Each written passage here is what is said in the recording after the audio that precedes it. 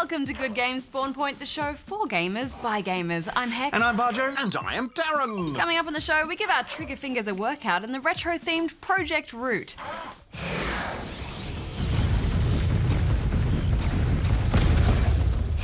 101, 102, 103, 104. What are you doing? I'm doing trigger finger push-ups. All the pro gamers do them.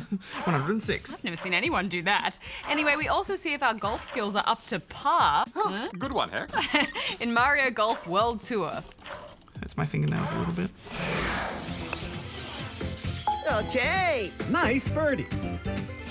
And I have a very special guest this week on the Darren Report as we pay homage to the Game Boy. It's celebrating its 25th birthday this year. Oh, that sounds awesome. But first, Darren, your challenge, please. Affirmative, Hex. Fire up your neuron engine, spawnlings. It's time for Darren's challenge.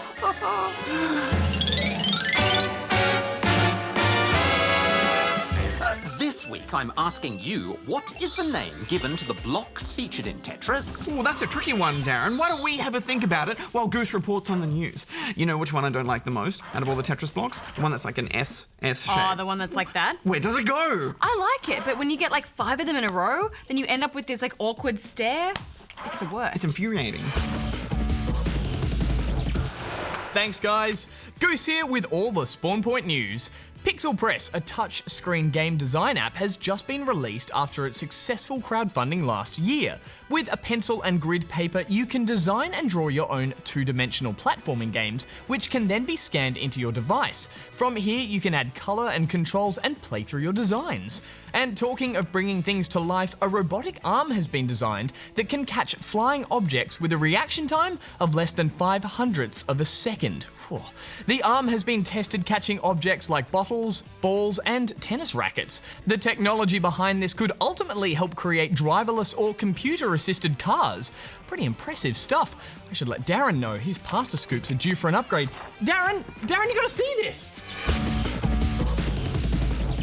Thanks, Goose. Charging my lasers, charging my lasers. Darren, what's wrong? Oh, don't worry, I'm just excited about all the lasers I got to fire in Project Root. Pew pew. Don't mess with Darren. Take that, and that too. Yes, we thought you'd have fun with Project Root. It's a retro-style overhead shooter where you face waves of enemies both in the air and on the ground.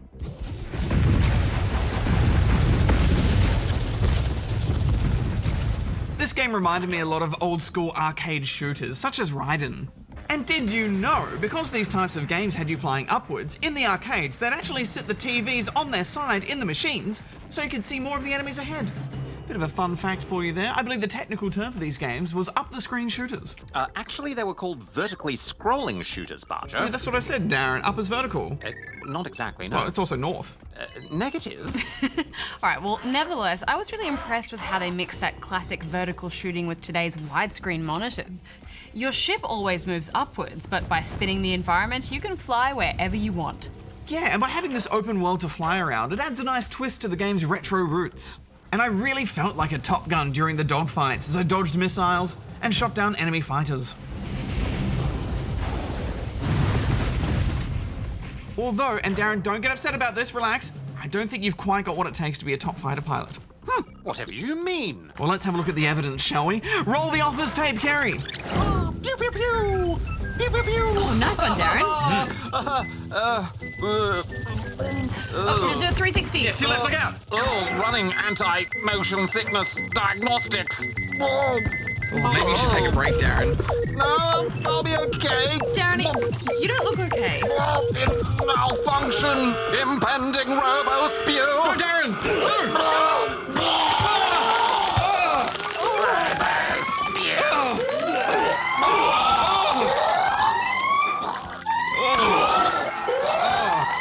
Oh, you poor guy.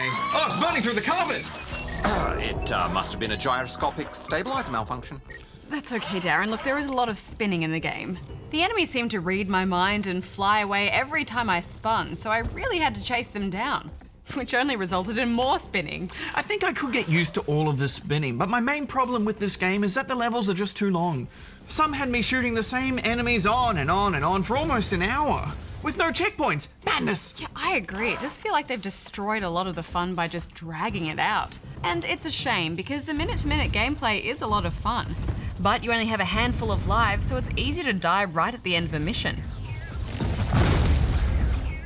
Repetition does not make the heart grow fonder. That is correct, Darren, but we should wrap this up. What are your final thoughts, Hex? Well, I liked the game's concept, guys, but longer doesn't always mean better. These levels needed to be a lot shorter and more varied, so I'm giving it 5. Yes, after a few hours, I wish I could have reached some sort of truce with the enemies because I had no fight left in me, so I gave it 5 as well. Now, Darren, are you going to be okay to do your Darren report? You're still looking a little bit queasy. I'll be fine. Hex, just let me realign my gyroscopes. Ah, there we go. Okay, I'll be off now. See Bye, you later. Darren.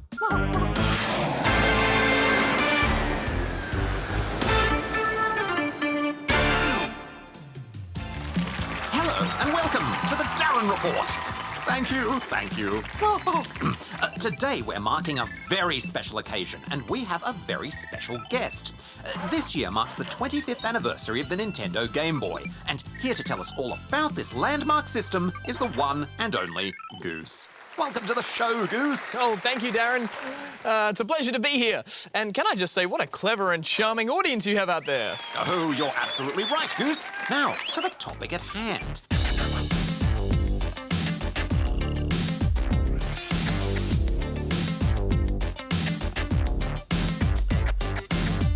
Nintendo has sold many handheld systems over the years, from the Game & Watch through to the 2DS.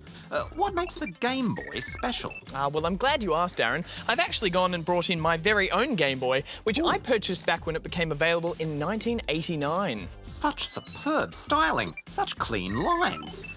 Now, the Game Boy was the first handheld system from Nintendo that supported interchangeable cartridges, yes? Yes, correct you are, Darren. Nintendo's first handheld, the Game & Watch, came with only one game and it was built in. But Game Boy owners like myself could collect cartridges, just like you would with a TV console. And I have to say, Darren, I had quite the collection back then. But the Game Boy didn't have the field to itself, did it, Goose? It had some stiff competition. Correct, Darren. Sega had the Game Gear and Atari had the Lynx, and both these handhelds had full-colour displays, rich sound effects and great games. Yet they failed and the Game Boy succeeded. Affirmative. Over 118 million Game Boy systems were sold worldwide, and all of its successors succeeded too. The Game Boy Advance, the DS, and the 3DS. Yet, compared to its swan-like peers, the Game Boy was a bit of an ugly duckling. Why did you fickle humans fall in love with a system that could only play games in black and white? Well, Darren, you could say that the sound and graphics weren't great, but they were good enough. This was proven by the first smash hit on the Game Boy, Tetris. The music was just a simple ditty, and the game stars were literally made out of blocks. But Tetris was a work of genius. In the 1980s, Tetris was a worldwide sensation, Darren. In fact, I think we even have a clip. I believe we do. Roll the tape, Kerry. Game Boy comes with the outrageous new game, Tetris. And for head-to-head competition, use the revolutionary video link and blow your opponent away. What a dashing robot. Also, the Game Boy could run on 4 AA batteries, and it didn't try to copy home consoles, so the games were much simpler. The Game Boy was more than just a portable gaming system, Darren. It was a companion for long car trips or maybe just a cheeky few minutes at the breakfast table. Another remarkable thing about the system is how long it was available. This is thanks to a second Game Boy blockbuster that went on sale in 1998. Darren, you're talking about Pokemon, aren't you? Affirmative. When he was a child, game designer Satoshi Tajiri loved to venture into the countryside and collect insects. But with more and more humans living in cities, the hobby was disappearing. So Satoshi-san created a game where spawnlings could capture and collect virtual creatures. Pocket monsters. Pokemon for short. And along with Pokemon Red and Blue, Nintendo launched a new system that was actually backwards compatible with the old Game Boy, and that was the Game Boy Color. While Pokemon would run on the older hardware, it was a showcase for the power of the new system. It could display up to 56 colours at the same time. Pokemon got spawnlings around the world, collecting, training and trading, and the craze never stopped. Today, it's still going strong. You know, Darren, handheld gaming has come a long way in the past 25 years, and while it may be old and quaint now, the Game Boy still holds a very special place in my heart. All right, compose yourself, Goose. And that's a wrap for the Darren Report. Thanks for coming on the show, Goose. Oh, well, thanks for having me, Darren. I was thinking for our next big show, maybe we could Back work to together. you, Bajo and Hex. Oh, right. Do I stay or do I... Just stay there. Smile and wave. That's right. Smile and wave. Thanks, Darren and Goose. Okay, so let's kick off the questions this week with this one from Princess Kitten in Cattsville in the ACT. I haven't been that there. sounds lovely, doesn't it? Cattsville sounds awesome. This is my second question ever. Bajo and Hex, why do you read out everyone's spelling when it is written wrong? Do you know of any good Doctor Who games on a laptop? My friend and I love Doctor Who, but we can't find any good games. Can you help us? P.S. I am in line to the throne of Cyber Queen. You'll be good, Cybermen, or I will team up with Darren and delete you. Hex, you are awesome. Bajo, get a life. Darren, I'll meet you at the Rift in Space opposite to Mars, this time 2 weeks ago on Saturday. Princess Kitten out. Well, I don't think it's very nice to say get a life to someone. Very unprincess-like behaviour, I must say. Yeah, besides, I think Bajo has a pretty awesome life. He Yeah. gets to play games all the time and eat grilled cheese sandwiches. Plus, I collect rocks on the side. But anyway, to answer your question, we just like to read out the messages as we get them. If we started changing words, I think they would lose a lot of the personality behind them. Yeah, also, it can be helpful to see and hear those mistakes. It might help some of you avoid making those mistakes in the future. Absolutely. It's free education, really, Hex. As for good Doctor Who games on the laptop, well, sad to say, but Doctor Who games have been notoriously average at best and pretty terrible at worst. That's probably why you haven't been able to find any good ones. But out of all of them, I'd recommend you check out the series of adventure games that the BBC released a while ago. They're not particularly amazing games, but I'd say they're probably the best Doctor Who games available. Yeah, there are 5 episodes available to download, and they are only available digitally, so you won't find them in game shops. Just do a web search for Doctor Who, the adventure games, and you should find them easily enough. All right, well, let's move on to this one, which is from another feline princess, aka Princess Unikitty from Cloud Cuckoo Land in Queensland. Lots of princesses today, Hex. know. Lots of royalty in general, actually. Greetings, GGSP! I am Princess Unikitty. I was just wondering if another Just Dance game was coming out at some time. And I was hoping that there would be a fighting game that is for girls. Thanks! Hex is awesome! Well, thank you, Your Highness. So, firstly, there hasn't been any official announcement about any new Just Dance games coming out this year, but we have a sneaking suspicion that there is indeed going to be one. Indeed. The game makers at Ubisoft have been spotted registering domain names for a game called Just Dance Now. If you're wondering what a domain name is, it's when a company secures the address for a website. So it's usually a good indication that they're planning to release a product by the same name. I'm guessing they'll officially show it off at E3 in a few weeks, so we should know more about it then. Yes, I'll keep my eyes out for it, Hex, while I'm over there. I'm so jealous, Bajo. I wish I could go. As for fighting games for girls, well, I can't think of any fighting games that are made specifically for girls, to be honest. But I never like to think of any games as being just for boys or girls. If it's a good game, then anyone should enjoy it. Yeah, personally, I'd recommend any games from the Street Fighter, Smash Brothers, or Marvel vs. Capcom series as great ones for anyone to play. Yeah, and all of those games have both male and female characters, if that's what you're worried about. So, moving on to this one from Ches Sandwiches Duchess, who is in the Castle of the Sandwiches in Queensland. Your Royal Cheesy Highness. Hello, I have a problem in Banished. All my winters I have died. I've tried 2,000.0 times. What do you think I'm doing wrong? I have lots of farms.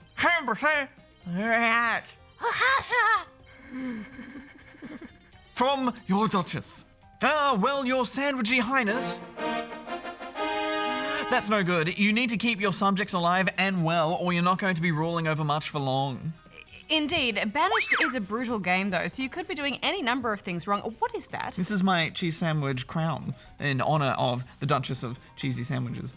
I'm surprised you don't have yours. In fact, I'm a little bit upset about it. I'm quite offended, I'm sure the Duchess is as well. Okay, well, obviously to survive winters, the two most important things to do is just to make sure your town has a healthy stockpile of firewood and food.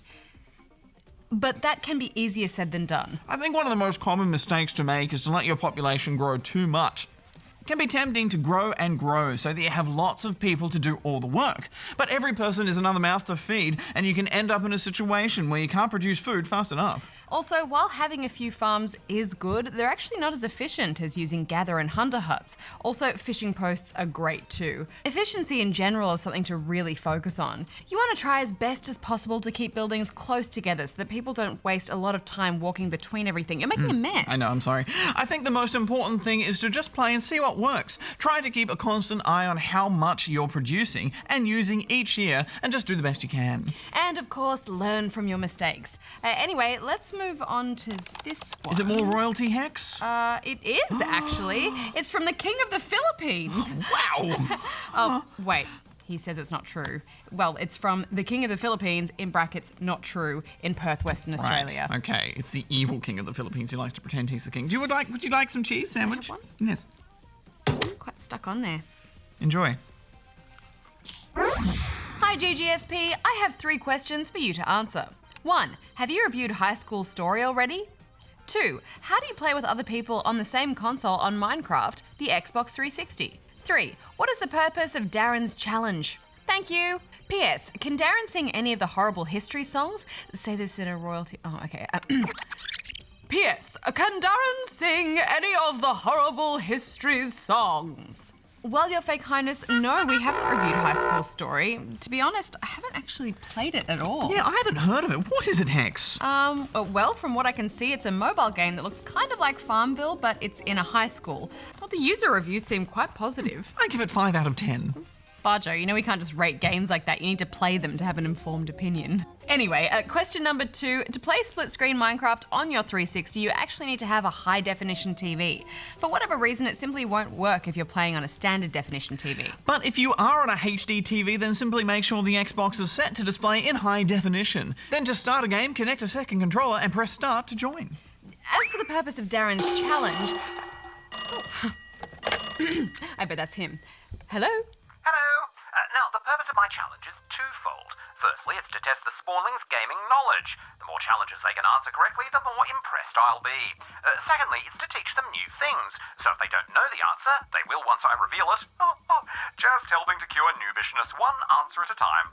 Well, that's very noble of you, Darren. Oh, as for if I can sing any of the horrible history songs, I certainly can. All right, next question, Hex. Okay, well, I think we have time for just one more today, so let's go with this one from Noah in Perth, Pinjarra, Western Australia.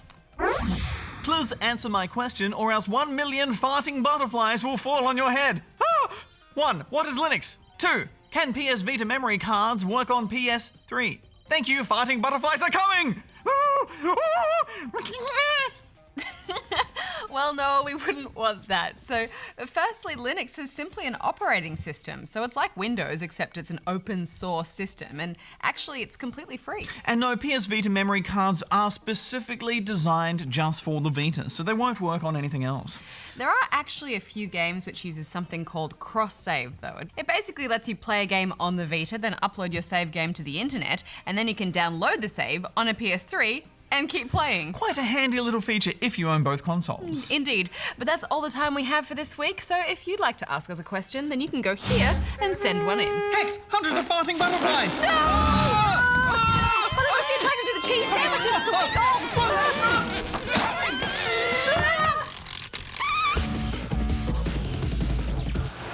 These are gaming. Okay, guys, it's time to hit the greens and tee up with Mario Golf World Tour.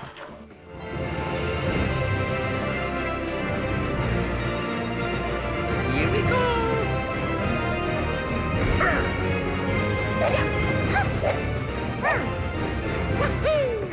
Mario started his golf career back in 1999 with Mario Golf for the Nintendo 64. The series has since gone on to spawn 5 sequels. However, it's been an entire decade since the last game, Mario Golf Advance Tour, which came out for the Game Boy Advance in 2004. Well, I guess they've been too busy with all their princess kidnapping, go-karting and Olympic Games to find the time to work on their handicaps. Affirmative. Life is a non-stop competition in the Mushroom Kingdom. But they're back on the greens now with 2 modes to play in. The Castle Club is the career mode, where you take your own me through the tournaments and unlock better gear that can improve your stats. Then there's the quick round Mario Golf, where you can play as classic Nintendo characters in a variety of modes and challenges. Yes, and the ultimate goal in Castle Club is to win each of the 3 tournaments, which is easier said than done. Each tournament is a full 18-hole round on increasingly difficult courses. Okay, nice birdie. Things start off simply enough in the forest course, then the wind picks up on the seaside course, and finally you have to conquer the treacherous terrain of the mountain course. Yes, and getting a respectable podium finish won't cut it either. You need to beat everyone and place first. And don't expect the AI to go easy on you. You'll need to get more than a few birdies to come out on top. I like that the game gives you a real challenge, and it really captures the joys and terrors of golf. It's so satisfying to nail a long distance putt or land right near the pin. But when you miss a putt by just a few centimeters,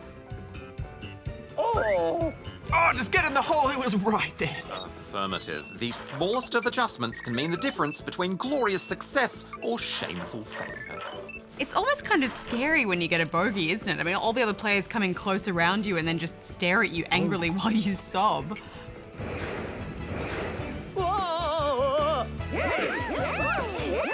Yay!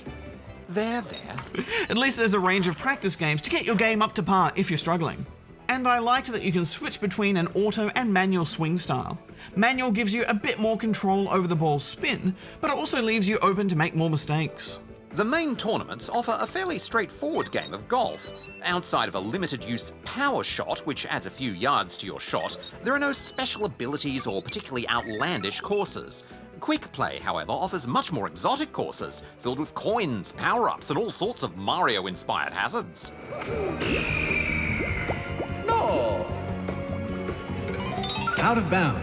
Yeah, I liked all these extra courses, but they really make you work to unlock them. Each one requires you to earn a certain number of challenge coins, which, as you might have guessed, you get through completing challenges.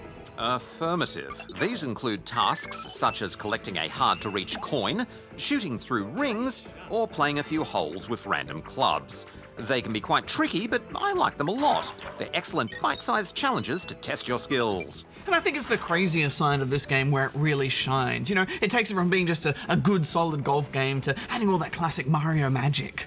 Using all those power-ups and being in these courses with giant Goombas and Yoshi eggs around the place is the kind of thing that no other golf game offers. There's also a healthy suite of multiplayer options. In the Castle Club, you're able to enter into regional and world tournaments. These let you post your best scores in fairly standard games of golf, and in a nice touch, you also get to watch several other players' attempts at the same time. Yeah, it's pretty cool watching everyone's golf balls go flying at once, isn't it? Affirmative. Yay! Par. One thing I didn't like, though, was how they've laid everything out. The Castle Club especially is a bit of a maze. There are doorways all over the place with very little to tell you what's behind each of them, so it takes a bit of exploring before you wrap your head around where everything is and how it all works. But anyway, guys, time to wrap this one up. What are you going to write in your scorecard for this one, Bajo? Well, Hex, I had a good time with this game. There's good variety and good challenge, plus it sets itself apart from all the other golf games out there. So I'm giving it minus 7.5 out of 10 rubber chickens. Minus? Yes, because in golf, minus scores are better. Oh, of course. Well, in that case, I'm giving it minus 7.5 as well. What an action-packed episode. But guys, we have come to the end of another show. So Darren, can you please give us the answer to your challenge? Affirmative. Earlier, I asked what is the name given to the blocks featured in Tetris. The answer is tetrominos! A tetromino is a geometric shape made out of 4 squares, just like all the shapes in Tetris. That was a tricky one, Darren. I knew it. Next week on the show, we get competitive with sports friends.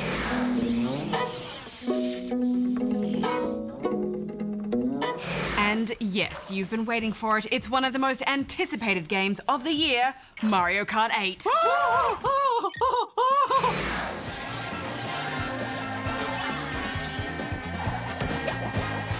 Well, until next time, Bajo out. Hex out. Darren out.